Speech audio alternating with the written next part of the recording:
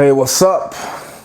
All right, in this video, I want to talk about the best ways to get clients from the gym floor. So, the gym floor, this is something that I know a lot of, I know me personally, I've been nervous to do this before, in terms of approaching clients on the gym floor, which is why I've gone for kind of, you could say, easier alternatives.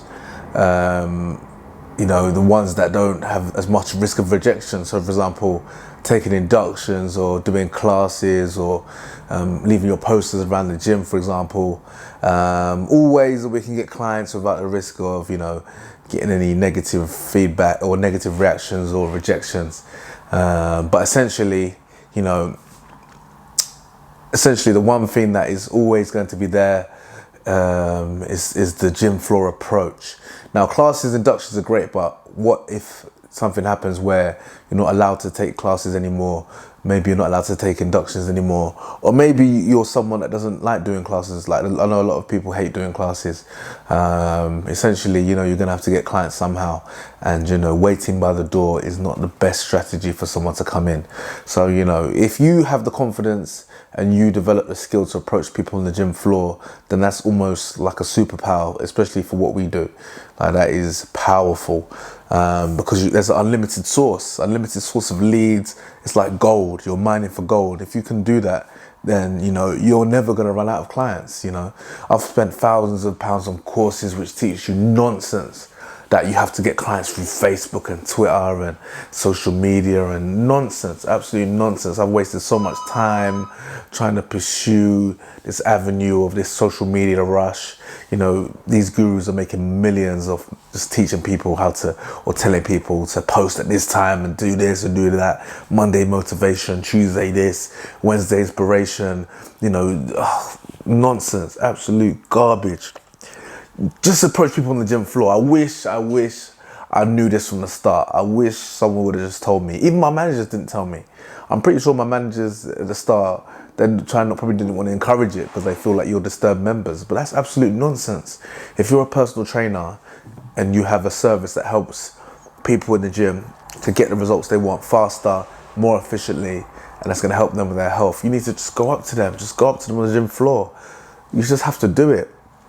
Like, it's crazy how even my favorite gurus, for example, Bedros Keuilian, and many others, they're just not telling you the basics of it. Or maybe they are, but maybe potentially I was in the position where I didn't want to hear it. Maybe I didn't want to hear it, but it's something that you need to get yourself to do. And I even say to myself now, if I'm not willing to approach this person on the gym floor, then I need to find another job. I need to find another business, another career, because this is what you must do.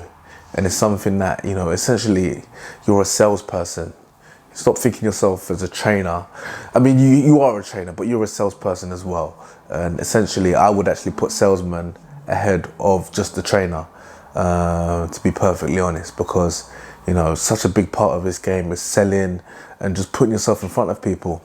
I mean, if you're working in a gym like mine, for example, a pure gym, then, essentially you've got 6,000 members, or if you've got thousands of members that have already are paying money to get a certain result. And essentially, as a personal trainer, you're upselling them. As they say, popular business methodology is, the easiest sell to make is someone that's already sold already. Someone's already paying, what's that, £30 a month for their gym membership. They're already invested, they're already in the door. Imagine you try and sell your personal training services to someone on the street. That's going to be a lot more challenging, trust me, than someone who's already on the treadmill. So who just needs to just get it done, just get comfortable being uncomfortable. That's a popular saying, because that's the only way to grow. And this is going to be a priceless skill. Do you think people who sell over the phone are scared of making calls? Maybe at the start, but eventually, if they want to rise to the top, it's just something they have to do. They have to dial those numbers and make those calls. It's just something that has to be done. So anyway, here's a few tips in terms of how to best get clients on the gym floor. So number one, don't make it complicated for yourself. You don't need any special script. Just go up and say hello. Literally, this is my line. Afternoon, madam. How's it going? Morning, madam, or morning, sir, or morning, mate. How's your workout going? Or hello, how's your workout going? Simple as, the most simple introduction ever. No magic, no anything. Just, hi, how's it going? How's your workout going? And chances are I'll be like, fine, yeah, good. And then, you know, eventually there's gonna be a series of follow-up questions of small talk, which you're gonna add in just for conversation building. So a popular one I ask is, what you got planned for today? What's your workout? What you got planned for today in terms of in the gym? How long you been a member of this gym for? Do you ever do any classes? Do you use any resistance equipment? How long you been a member for? And then, you know, one really good one to ask is, what's your goals? What you're trying to achieve? And, you know, all these questions are tying questions to obviously to what you're going to offer, because essentially you're in there with the sole purpose of offering your assessment and presenting your free offer, which is something you want to do essentially off the first time. Now, I've experimented with the first time and trying to defer to the next time you see them in the gym, and I just think it's a lot easier if you offer it the first time, because before you know it, you know, you're going up to them, and you know, it might seem like you're kind of wasting their time. Obviously, you know, you can develop a good relationship, and then obviously they're really soft and buttered and warmed up to you, so it might be easier to sell. But essentially, you're just wasting time. Just offer it the first time. So build a small talk, and then before you leave, before the conversation ends, offer your assessment. So I tell people, you know, obviously the best time to offer it is obviously if they say, like, if you ask someone how they're doing and they say they're doing okay, but they're really, you know, or if you ask them what their goals are and they say, oh, I really need to lose this amount of weight, that's already, you know, alarm bell should be ringing. Like, offer the assessment, and you offer it right then. If someone like alludes to they need help, or someone might say, this is all I do, I just do cardio, you know, it's too scary up there, it's too busy, it's too intimidating, then boom, that's where you offer it straight away. Don't even hesitate, and offer them your free assessment. You know, I told the members, I offer a free assessment for members in the gym, fitness assessment and body transformation session, where I teach them how to basically use the equipment around the gym in the best ways possible to get the results they want, how to approach nutrition, and we'll go through your lifestyle and kind of assess your goals as well, and the best way to get there. It's completely free. Is that something you'd like to book in? And then they might be like, yeah, obviously ideally they'll be like, yeah, okay, that sounds good. And then you book it in there and then get their name, email, schedule it in your calendar, send them an invite. Or they might be like, okay, they might be like, I'll find you, or let me, or yeah, I'll have a think about it, or yeah, maybe.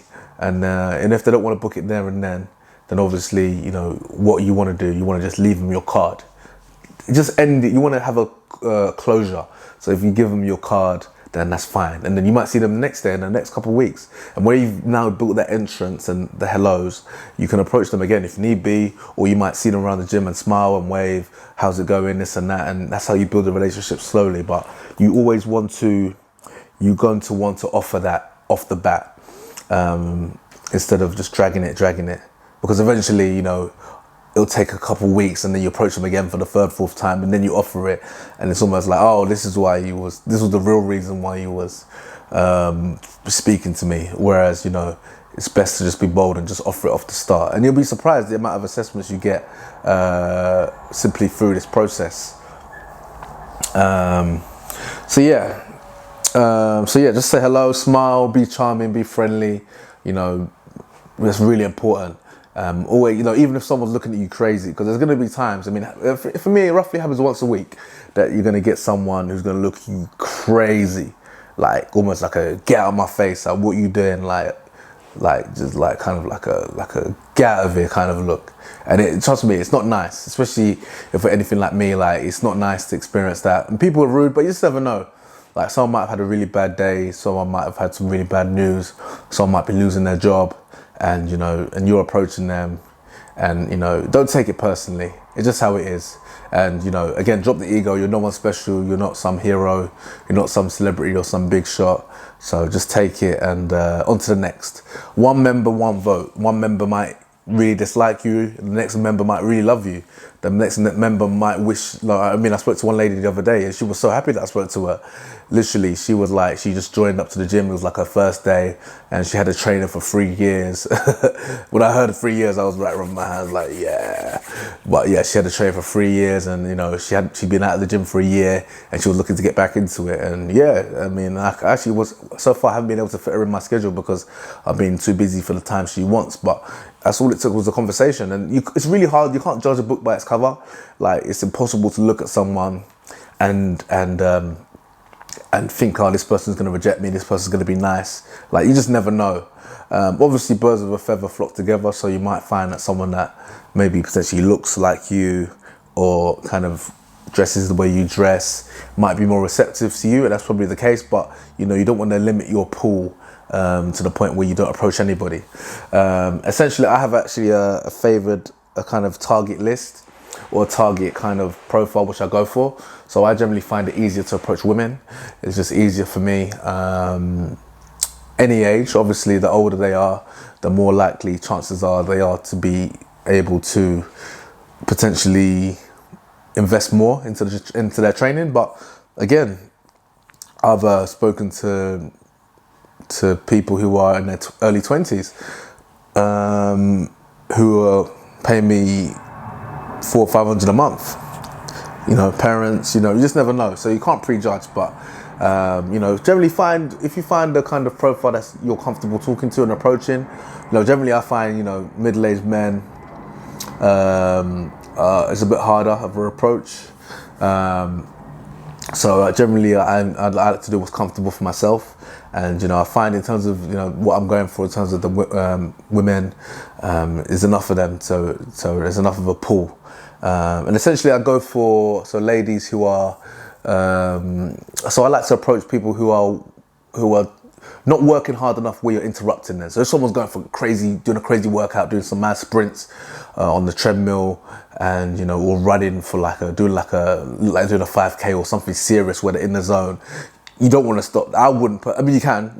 Don't get me wrong. I wouldn't personally stop them because almost it's like you're completely inconveniencing them, and, you know, you're more likely for a bad reaction. Whereas someone's like almost like they're walking, for example, or they're just on the treadmill, they're doing half a workout, or they're on the bike where they're at a pace where they can easily talk, then I don't feel bad for talking to them because essentially they can talk, they can still work out. I don't want to interrupt anyone.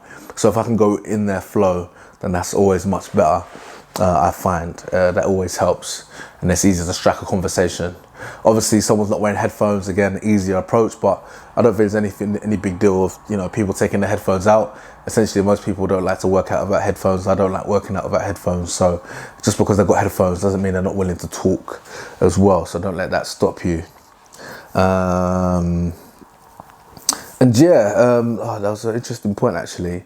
Yeah, you don't want to give yourself any barriers to not go up to someone. So for example, there are times where I would not go up to someone because I can't remember what point I'm trying to make. But basically, yeah, you know, so for example, if there's someone that you've never seen before, you might have seen before, or you don't know if you've approached them before, just do it anyway. Just don't give yourself too many barriers. Don't think about it too much. Just get it done.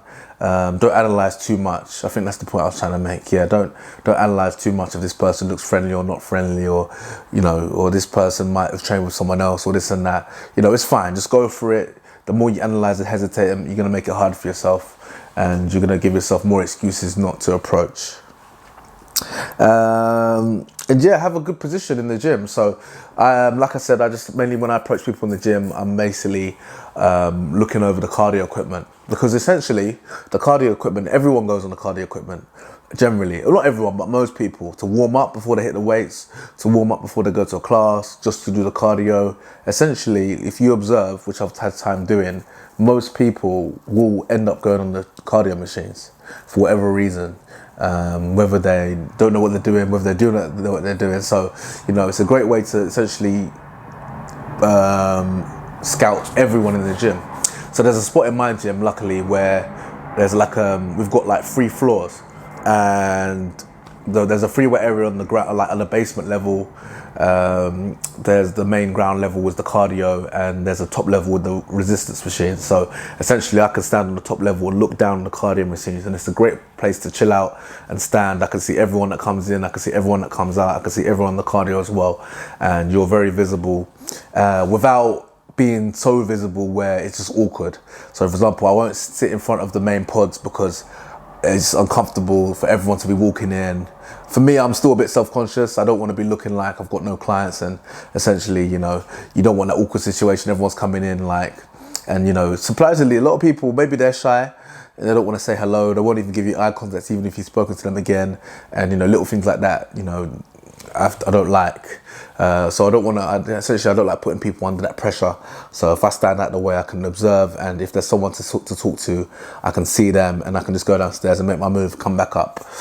So find a position that you're comfortable just chilling with, like just you're comfortable, because you know, essentially you might not find anyone suitable to talk to for about 10-15 minutes.